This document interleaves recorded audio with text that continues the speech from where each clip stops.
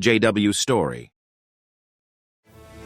Marie Curie lahir dengan nama Maria Saloma Sklodowska pada 7 November 1867 di Warsawa, Polandia.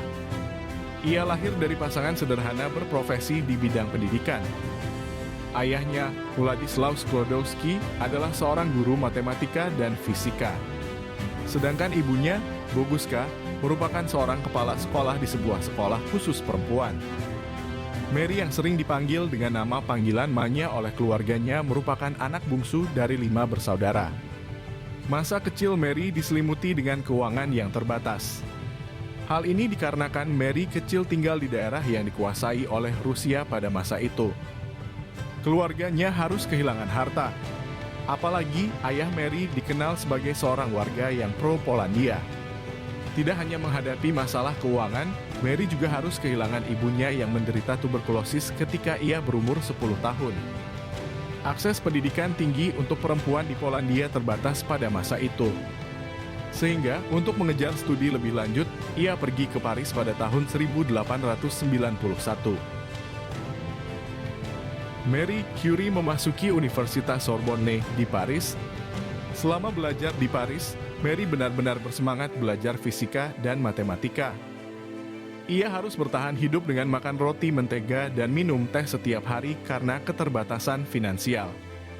Marie sangat antusias belajar dan ikut kuliah umum yang diadakan oleh berbagai ilmuwan seperti Paul Appel, Gabriel Lippmann, dan Edmond Volty. Ia juga banyak bertemu dengan fisikawan terpandang seperti Jean Perrin, Charles Maurain, dan Aimé Catan.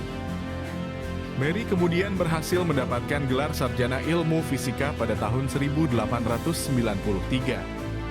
Gelar sarjana ilmu matematika diperoleh pada tahun 1894. Maria mulai bekerja di laboratorium milik Lippmann pada tahun 1893. Tahun 1894, ketika musim semi menyelimuti Paris, Marie Curie yang saat itu masih bernama Marie Sklodowska bertemu dengan Pierre Curie untuk pertama kali. Pierre Curie yang saat itu berumur 35 tahun merupakan seorang fisikawan yang sebelumnya berhasil menemukan piezoelektrik bersama dengan kakaknya, Sa.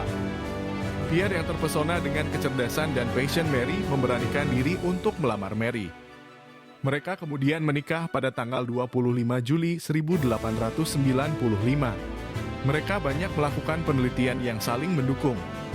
Tidak makan waktu yang lama, hanya 3 tahun saja, sampai akhirnya dua sejoli ini berhasil menemukan sesuatu yang sangat penting bagi dunia ilmu pengetahuan dan kesehatan, yaitu polonium dan radium.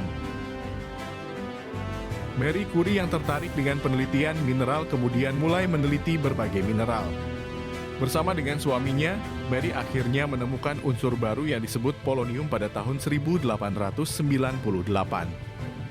Marie sendiri yang memberi nama tersebut untuk menghormati tempat asalnya, Polandia. Di tahun yang sama, Marie juga berhasil menemukan radium. Berkat hasil penelitian ini, Marie Curie berhasil mendapatkan gelar Doktor Ilmu Pengetahuan Doctor of Science pada tahun 1903. Selain itu, ia juga dianugerahi penghargaan Davy Medal of the Royal Society bersama dengan suaminya, Pierre Curie.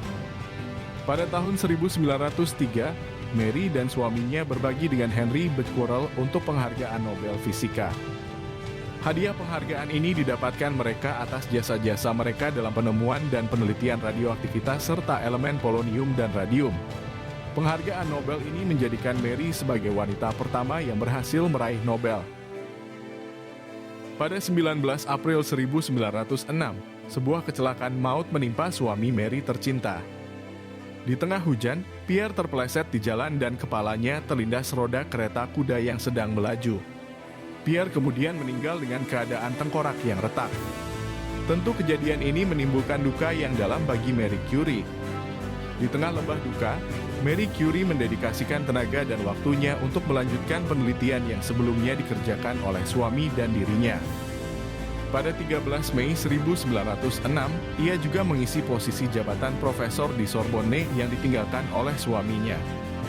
Marie terus melanjutkan karirnya sebagai ilmuwan dan profesor. Di tahun 1914, dibangun Laboratorium Institut Radium di Universitas Paris.